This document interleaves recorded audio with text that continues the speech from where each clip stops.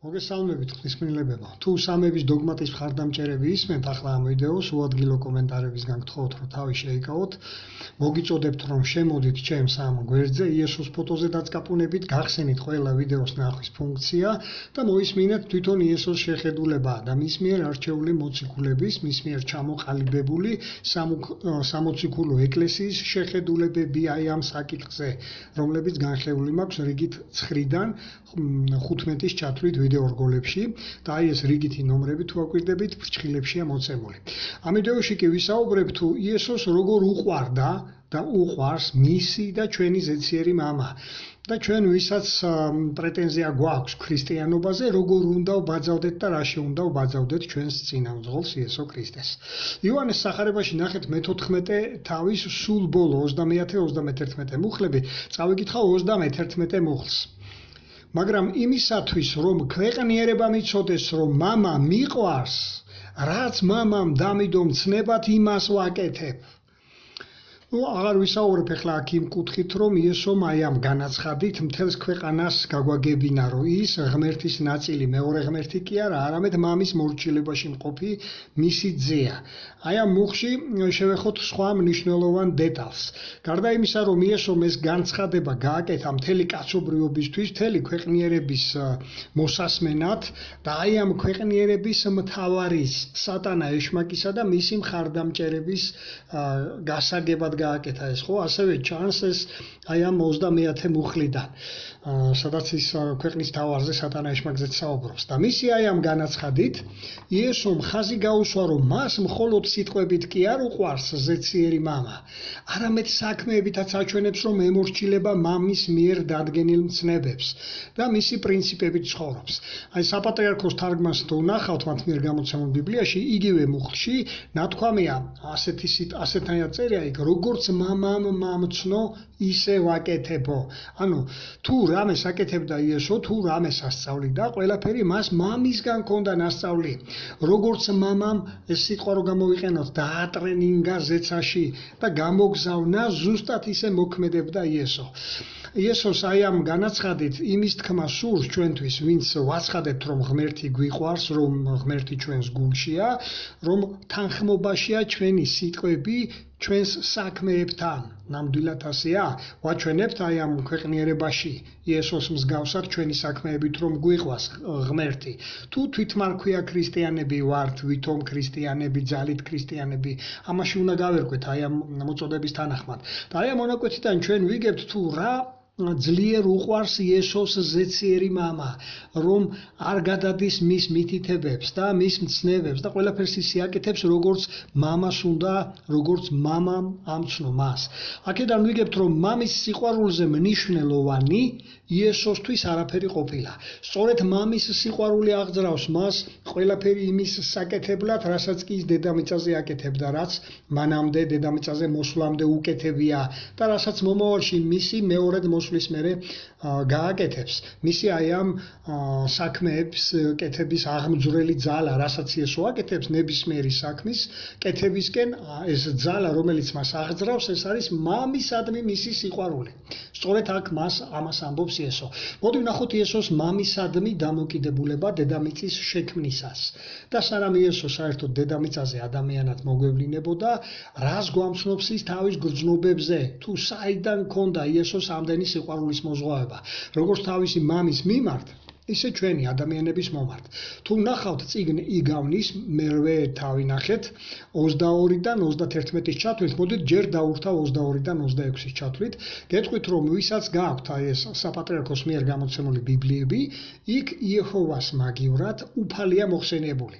და თუ რატომ ამოიღო საპატრიარქომ სახელი იეჰოვა და მის ადგილას ჩასვა უფალი, შეგიძლიათ ნახოთ მათ მიერვე გამოცემულ საეკლესიო კალენდარში, რომელიც გამოსცეს 1992 წლის გამოცემაა ეს 205 გვერდზე. და თვითონვე აღიარებენ აი იქ, აი ამ გვერდს თუ ნახავთ, ამის რომ ეს თავად გააკეთეს ეს ამოღება, მოახდინეს და თვითონ შეცვალეს და ღმერთის სახელის მაგივრად ჩასვეს იქ უფალი. რა თქმა უნდა ეს პირადად მათ უნდა გასცენ ამაზე პასუხი თუ რატომ გააკეთეს და მოვა ეს დროც, როცა ამაზე ნამდვილად მოუწყებთ პასუხისგება ზეციერი მამის წინაშე. იგავის აი ამ მერვე თავიდან 22-დან 31-ის ჩათვლით ზეციერი მამა როგორ ქმნის თავის მხოლოდ შობილ ძეს. სწორედ აი ეს პროცესია აღწერილი და მათ გინდაც გააყალბონ და ღმერთის სახელი არ გამოაჩინონ. აქ აშკარად ჩანს უზენაესი ღმერთი ვინ არის და ძე ღმერთი, რომელიც იქმნება, ხო, უზენაესი ღმერთის მიერ, სიცოცხლის წყაროსგან, შემოქმედის მიერ. და თუ რა ურთიერთობა ახლა მათ შორის, რომ იესოს დასაბამი მამამ მისცა, თავად მამა კი დაუსაბამო. აი ამ მონაკვეთში სწორედ იესო საუბრობს თავის წარმომავლობაზე და ვიდრე აი ამ მონაკვეთს წავიკითხავ, მოდი ვნახოთ ჯერ კოლოსელების წერილიც, ახალი აღთქმიდან, იმიტომ რომ ესაც მოყავთ ხოლმე საერთოდ დოგმატის მხარდამჭერებს. ეს მონაკვეთი ვნახოთ, თუ როგორ მოდის ახლა აი ეს კოლოსელების წერილი, პირველი თავის 14, 15, 16, 17 მუხლები თანხმობაში აი ამ წიგნ იგამთან. მე-15 მუხლიდან ვიგებთ, რომ იესო არის მამის ანარეკლი, მისი მსგავსი, პირმშო ყველა ქმნილებას შორის. ანუ სანამ რომელიმე ქმნილება იქნებოდა, იესო იყო პირმშო, პირველი ქმნილება სამყაროში. და შემდეგ მე-16 მუხლიდან ვიგებთ, რომ იესოს მონაწილეობით შეიქმნა სხვა ყველაფერი დანარჩენი ზეცაში თუ დედამიწაზე ხილული თუ უხილავი. და ასევე აქვე მე-16 მუხლში და ნათქვამია, რომ ყველაფერი მისი მონაწილეობით მისთვის შეიქმნა. და მსგავს აზრს იმეორებს თუ აკვირდებით მე-17 მუხლიც, რომ ყველაფერზე ადრე იესო იყო შექმნილი. და შემდგომ იგი თანამონაწილეობდა თავის და ჩვენ ზეციერ მამასთან, სიცოცხლის შემოქმედთან და ყოველივეს შექმნაში ღებულობდა მონაწილეობას. მოდი დაუბრუნდეთ ახლა იგავნის 8-ის 22-დან 26, წავიკითხავ ჯერ აქ რას ამბობს თვითონ იესო. იეჰოვამ შემქმნა, მე ვარ მისი შემოქმედებითი გზის დასაწყისი, მის უძველეს საქმეთა შორის უპირველესი ვარ, უხსოვარი დროიდან დამადგინა, თავიდანვე დედამიწის შექმნამდე, ჯერ არ არსებობდა ღრმა წყალი, როცა დავიბადე, თითქოს და მშობიარობის ტკივილებით, როცა არც წყალუხვი წყაროები იყო, სანამ მთები დაფუძნდებოდნენ გორებზე უწინარეს, დავიბადე, თითქოს და მშობიარობის ტკივილებით, როცა ჯერ არც დედამიწა ჰქონდა შექმნილი, არც ღია სივრცე და არც მიწის პირველი მტვერი. აი ამ 5 მუხლში იესო რამდენჯერმე გაუსვა ხაზი, რომ ის იყო შექმნილი და გაუსვა ხაზი, რომ ის დაბადებული იყო და რომ სანამ რაიმე იქნებოდა, ის იყო პირველი ქმნილება, ის იყო მხოლოდ შობილი ძე, პირმშო ქმნილება, რომელსაც უკვე ყველაფერი თავისი და ჩვენი ზეციერი მამისაგან უნდა ესწავლა. ზუსტად ისე და იმგვარად, როგორც ნებისმიერი პატარა სწავლობს ყველაფერს, რასაც კი სწავლობს თავისი მშობლებისგან. რა თქმა უნდა, იესო დამჯერი და გამგონი შვილი იყო და დღემდის არის ასეთი პიროვნება თავისი ზეციერი მამის მიმართ. და ამ ვიდეოს დასაწყისში მე რომ მონაკვეთი მოვიყვანე, ეს კარგად გამოჩნდა, სწორედ იქიდანაც.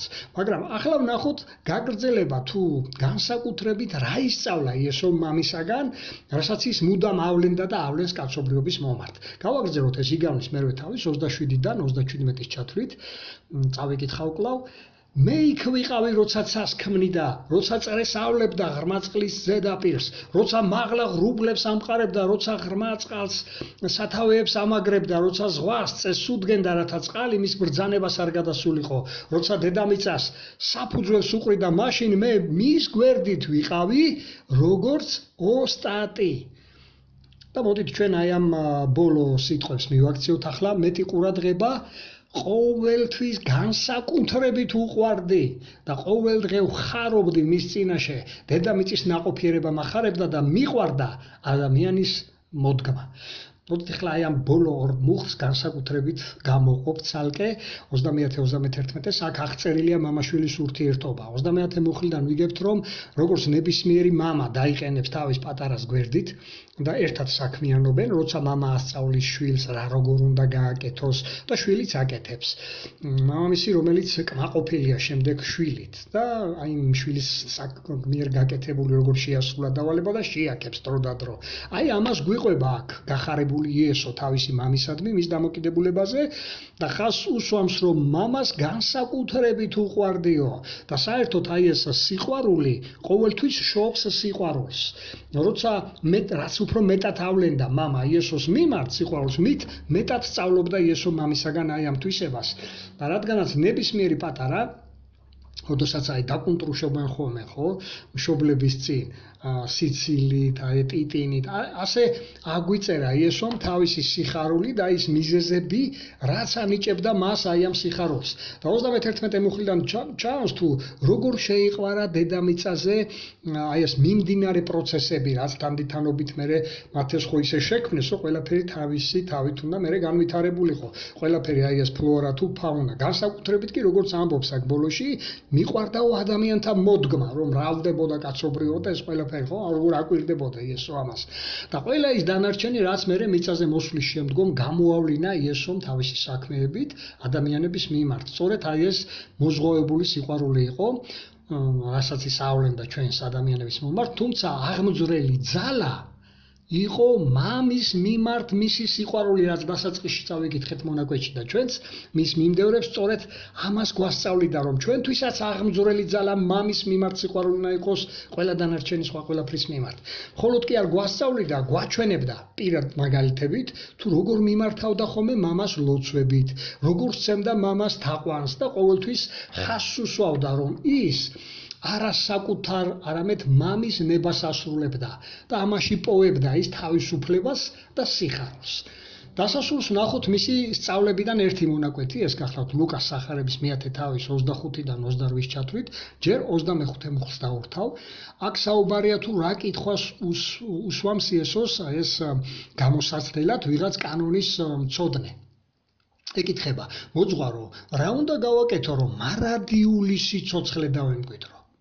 ყველას გვინდა ხო ეს მარადიული სიცოცხლე, აბა თქვენს გიფიქრიათ აი ამ კითხვაზე, რა უნდა გააკეთოთ, რომ მარადიული სიცოცხლე დავიმკვიდროთ. მე მეცაც გეტყვით, რაც კი რელიგიები არსებობს დედამიწის ზურგზე, არა მარტო ქრისტიანული, რამდენი რელიგიაა ხო, არა აქვს მნიშვნელობა, თუ კი რამე რელიგიებს უარსებია, ყველგან ასწავლიან მარადიულობის შესახებ.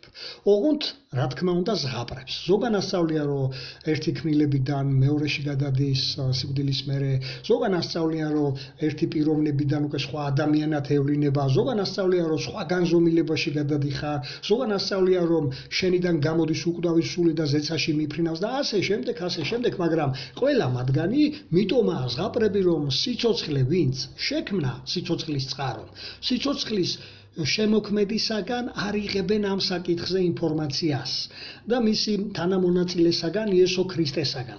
ჩვენ ნახეთ იგავიდან, რომ იესო ღებულობდა სხვადასხვა ქმნილებების შემოქმედებაში მონაწილეობას, მათ შორის ჩვენი წინაპრები ადამი და ევა მისი უშუალო მამასთან თანამონაწილეობით შეიქმნენ.